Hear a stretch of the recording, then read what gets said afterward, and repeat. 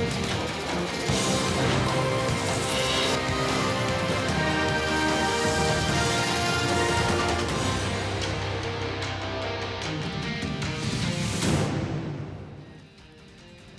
and a very warm welcome on ESPN Cricket Info Match Day. At the end of day 2 in Vizag, India have seized control of the test match. With me is Nick Compton here in studio to talk about whether England can escape with a draw from this game or in fact conjure up something special. Saurav Ganguly joins us from Kolkata. He's seen this a million times and been part of test matches of this kind where India dominate in the way that they do and the way that they are in Vizag. Right, these will be the 5 match points on this conversation over the next half hour with Saurav Ganguly and Nick Compton. Yes, India are feeling at home finally.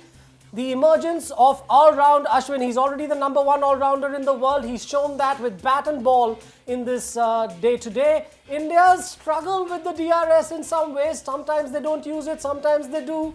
What are India doing right or wrong on that front? Who is England's number 1 spinner? Moeen Ali's put his hand up on that front. And Virat Kohli didn't make too many runs today, but he gets a lot more after he gets 100 these days. We talk about the daddy hundreds. All of that coming up with Nick and Saurav. But Saurav, you've seen this template before. As I said 1,000 times, this is exactly how India like to play test cricket. Win toss, bat big, get the spinners around the bat as it starts to turn.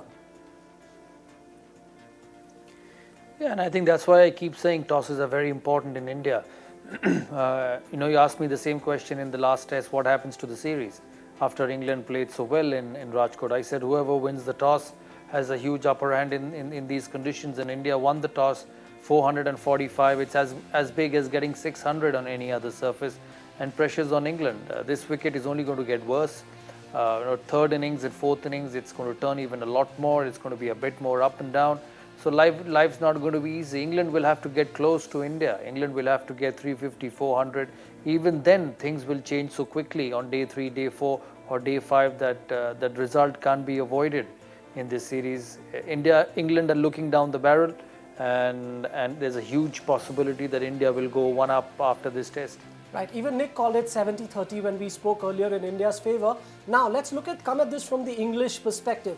After having played well in Rajkot with the bat as well, what's changed in this performance? Is it just a factor of the conditions, or is it because India have played that much better and have put England under pressure, especially in their batting effort? I don't think we want to look into it too much. The toss does play a hugely important role. I think you could see that when the coin went up, there was a wry smile on Alistair Cook's face when he realised he had lost the toss. And I think it's one of those things that if you get the chance to bat first, you've got to capitalise. And India did that. I think, as you could see as the game wore on, England were under no premonition that it was going to be tough. It was going to be difficult, and it has been.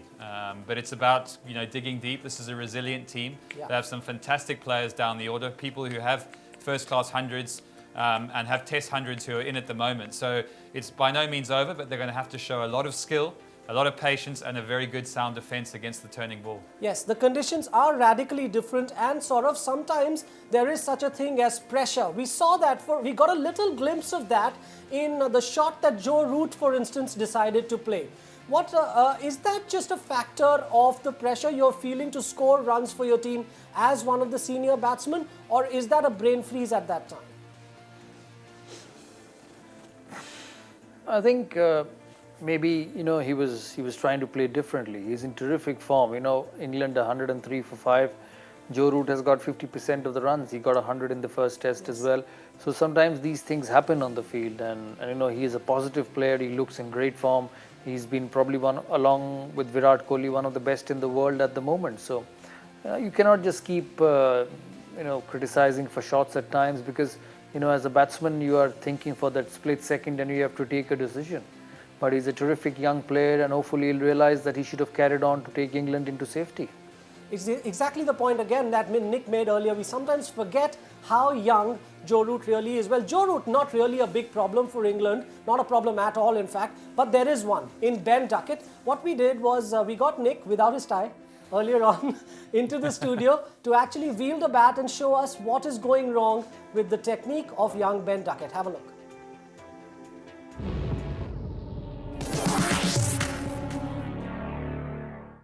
Having been in this position before, it's never nice when your place is under pressure, or even worse, your technique is being scrutinised.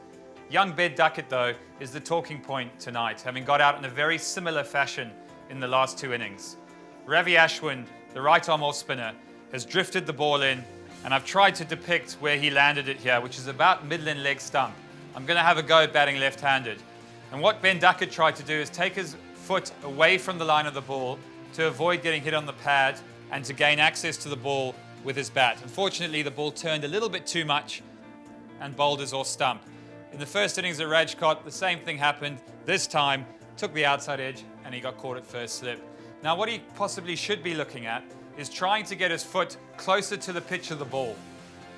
But once he does that, he must then get his bat out in front of his pad, okay? Now you can see my bat is in a much straighter line. I'm covering my stumps, just about.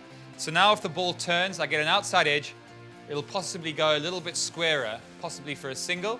If it doesn't really turn, I hit the middle of the bat. And if it goes on with the arm, hopefully I get an inside edge for one, or it's going down the leg side. Much easier in here, of course, but I'm hoping that Ben Duckett, with all the talent that he's got, he can really prove something in the second innings, because England look like they might really need him.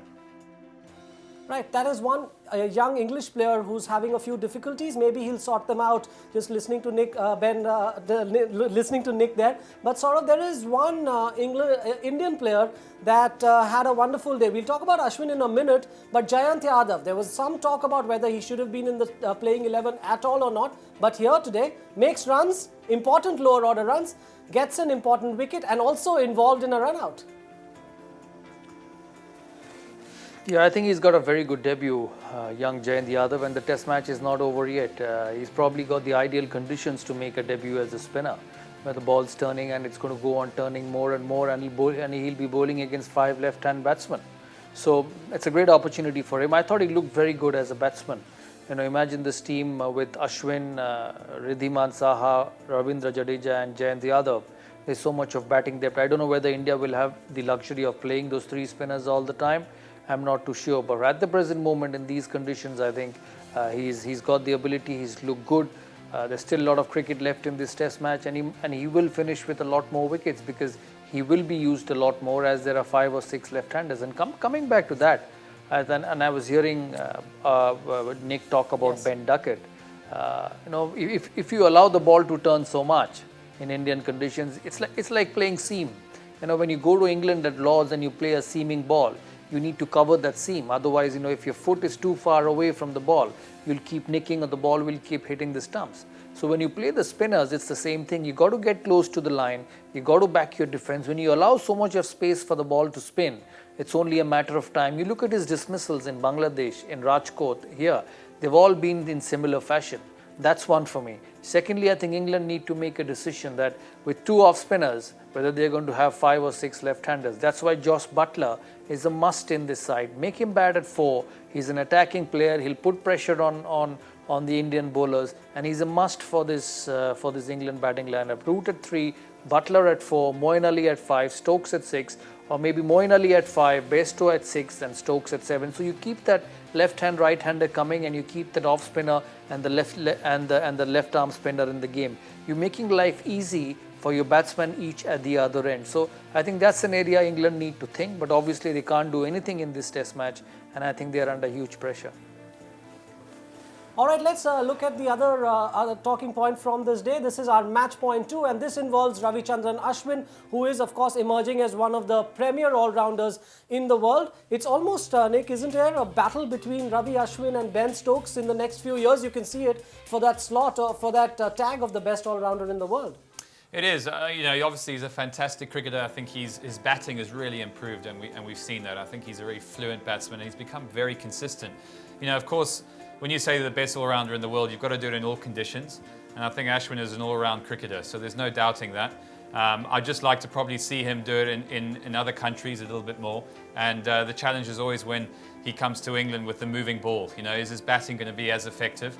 But no doubt, in these conditions, he's incredibly difficult. With the ball turning, I think he's going to possibly be, if India get over the line, he'll be their match winner. Yes, let's actually put some numbers up before we go to Saurav about this. And reminder, of course, that you can keep tweeting into us on ESPN Cricket Info Match Day. Just look at some numbers. This is the difference between a guy's bowling average and his batting average. And Ashwin now already at nearly 10, which is just below the greats, Sobers, Kallis, Imran Khan. What we saw today, Saurav, was another indication of a guy who's not ruffled in the face of a few early wickets going down. He bats like a proper top-order batsman.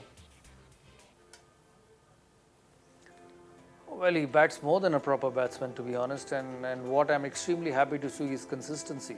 His runs in all conditions. Yes, you can say he's not being tested against England, Australia, South Africa, New Zealand in their conditions with their batting, but whatever we have seen so far, I think he's been exceptional. Imagine that knock in the West Indies in the third test when India were 80 for 5 and he got 100 in a difficult pitch on day one.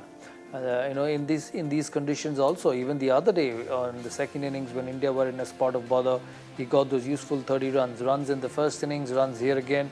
I think he's become a terrific cricketer.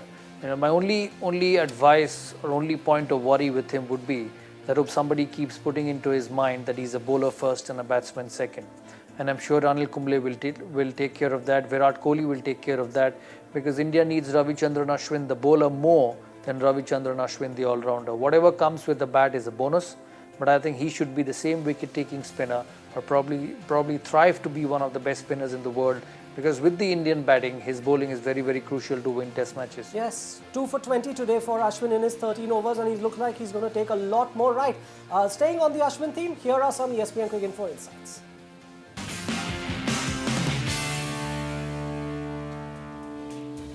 Right, let's look at this, Nick. Very interesting. Look at that list of averages against the top 5 batsmen in the last 10 years for guys who've taken a minimum of 50 wickets. What stands out is it's dominated by the quicks, and there's only the one spinner. So he's getting top order batsmen out. We saw that evidence again today.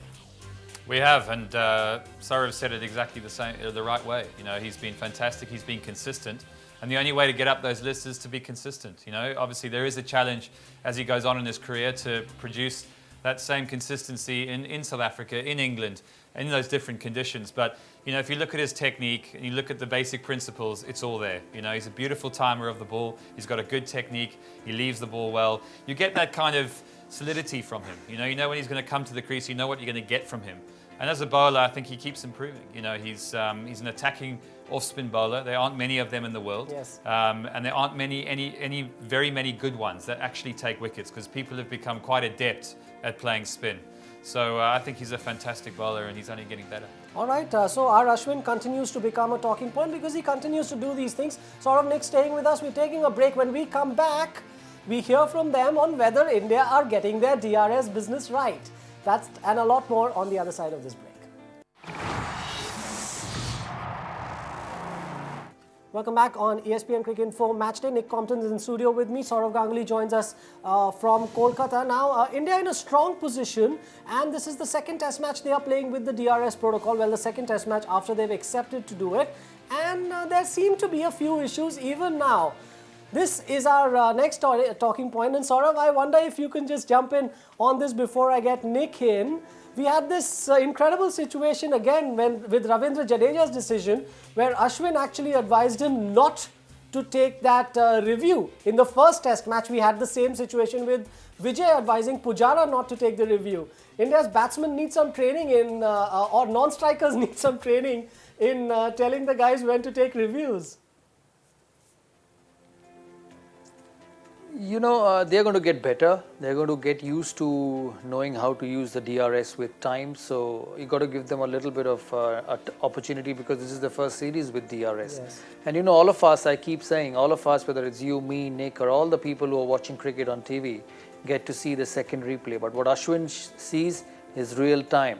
And I don't think there was too much difference in the dismissal when the ball hit the pads in real time. You don't know whether it's actually gone on to hit the stumps or missed by a whisker. I'm interrupting you, Saurav. Just a question here, because apparently it's been communicated to the non-strikers now in the Indian camp to stand a lot closer to the umpire so they can have a better view of the angle. Fair enough, and I think that's completely fine. That's completely fine doing that because you have a better view of the angle. But if you look at the ball which is hit of Ravindra Jadeja, it's hit halfway down into the pads, and an off spinner who actually takes the ball away from the left-hander. And on pitches like this, you expect the ball to grip and turn towards the off stump. The only difference we see is that it's gone on straight and missed the leg stump. But Ravichandran Ashwin sees it so quickly, or the other batsman who sees it so quickly at the other end, that he will always have the scope of making this minor mistake. So as much as we know that they have made a mistake, but we also got to be a little more careful and kind to them, that the fraction of time they get to see, it's very much possible for everyone to make that mistake.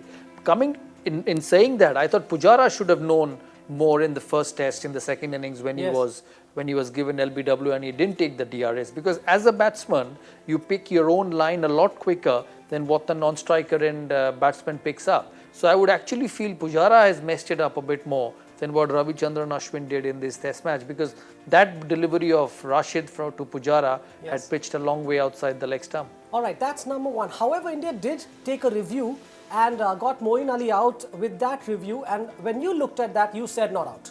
Yeah, there's two things to come on to that point, and I think just quickly going back to the DRS decision, I think the only thing that I think India could do better is just take a bit of time. Whether you think it's out or not out, just have a chance to convene with your the batsman, your batsman that you're playing with. Have a chat, discuss it. Either the Ashwin can say, look, I didn't really see it, I'm not sure. But as a batter, as Saurav says, you've got a pretty good idea whether you're out or whether you're not out. And I just think if they can just take that split second, even if he then walks, that's fine. But I think at the moment, a lot of the decisions have been made by the batsman just walking off, and they haven't actually got to it. But in terms of Moeen Ali, as a gut instinct, as a cricketer who has watched cricket for many years, it just didn't look out to me. It looked like that's a ball that's going down the leg side, or he's down the wicket. It's a gut instinct that you get. Yes, poor Kumar Dharmasena, he gave that not out and then got overturned when it didn't look out. However, since Nick mentions Moeen Ali, let's talk about that. That's our fourth match point on this program. Is he England's number one spinner? Is he? He is England's number one spinner, no doubt. I mean, he's bowled well against India. He's bowled well against India in England. He's bowled increasingly well over the last 4 years. So for me, he is the number one spinner. I think there's been a lot spoken about his use in the first innings, and I think we mustn't look into it too much. There's also the angle that Alistair Cook is trying to get young Zafar Ansari into the game. He's a left-arm spinner. He takes the ball away from the right-hander. So I can understand the change in thinking. But I think it's something to learn, that in that situation, particularly with the two opening bowlers having bowled well, it was vital they got on their main threat. And Moeen Ali, for me, is the one guy that, yes, he still bowls a few bad balls, but he takes wickets, he turns the ball, and he bowls an aggressive line. Right, now Moeen Ali in fact picked up the first 3 wickets to fall on the second day. Let's just look at some numbers before we get Saurav's view on this, and just have a look at the lowest averages for bowlers against India's top 7 batsmen. This is all spinners in the last 10 years, and Moeen sits right on top of that list. Saurav, as captain, had you had Moeen Ali in your attack alongside Adil Rashid and Zafar Ansari, would you have used him differently? Absolutely, he's a premier spinner. In England in 2014 he got 20 wickets on flat pitches, and these are turning pitches. You saw what happened today when Alistair Cook put more confidence in him. And saying that, I was listening to Nick talk about Zafar Ansari, and if he has to play, he has to play as an all-rounder. Might as well play him instead of Ben Duckett and put the other off spinner in the side, because you need 3 wicket taking bowlers. The pressure at the moment is created by the fast bowlers, but once the fast bowler goes away, the spinners are not picking wickets for England to win this series. So I think England need to get their combination right. England need to bring in Buttler, I believe, at number 4, Root, Buttler, then Moeen Ali, and then Bairstow, and then Stokes, and then pick your 4 or 5 best bowlers, which for me is Anderson, Broad, I think Moeen Ali, Garrett Batty and Adil Rashid. So I think they have to get the combination right. I know he can bat, Zafar Ansari, but at number 9, you need somebody who's going to pick 5 wickets for you in a test match. And I don't think Zafar Ansari is a good enough spinner at this level to pick 5 wickets and win you a test match. Nick, quickly. Yeah, no, I agree with him there. I think Zafar Ansari is, for me, is a batsman, a young batsman who bowls well. He bats in the top order at Surrey. But he's young, and I think we're very quick to judge. So let's give him a chance.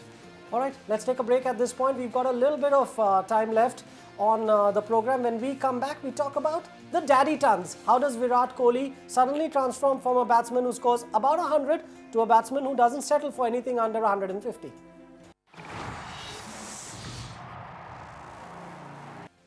Welcome back on ESPN Cricket Info Match Day after day 2 in Vizag, where India are very much on top in the Test match. This is our final match point on the program with Saurav Ganguly and Nick Compton. Virat Kohli and his ability now to seem to be making daddy tons. He used to be getting out, Saurav, wasn't he? After making 100, 103, 110, 115, he would get out in his first 7 hundreds were like that. And now it seems like that's just the starting point. What's changed mentally? Well, he's become a daddy player, you know, from a student player to a daddy player in the last 3 years. So he makes big daddy hundreds. So I'm not surprised. He's a terrific player for India, a terrific player in world cricket along with Joe Root and AB de Villiers. And I'm not surprised. You've got 3 Test matches still to go. He's got already 2 double hundreds in this year. We were all expecting that he would go on to make another double hundred today. Yeah. But let's not get disappointed because he's got 3 Test matches, maybe 4 innings. He might as well finish this season with another double hundred, considering playing on good pitches like Mohali, Bombay and Chennai. So let's keep fingers crossed. He's a terrific player. He's been in terrific form. He's been in the purple patch of his life, as they say in sport, and it's such a pleasure to watch. Three innings though. I think 3 Test matches. You might have a few more innings. I think it depends how you're looking at it. That's a sly one about England, maybe, but we'll get Saurav on that another time. However, can you talk a little bit, Nick, about the change in mindset? We've touched on this earlier. How does it flip from 100, I'm happy, to 100, I'm not happy? Yeah, look, I think when you get 100 as a top order batsman, I think Saurav will know as well as anyone, you know, once you're in, it's the easiest time to bat, you know, so why give it away on 100? You know that, particularly having played my game in England, you know that you might get a green seamer the next week, you know, up north or somewhere else, and you know that you might have a ball with your name on it. So it's vitally important that when you get to 100, you cash in, and that's what the best players do. The likes of Virat Kohli, that's what he does now. You know, when he gets in, he makes it count, and that's why, you know, his runs and his averages have gone up. All right, almost finished on time, but before we go, let's put Saurav on the spot. This is our Captain's Corner.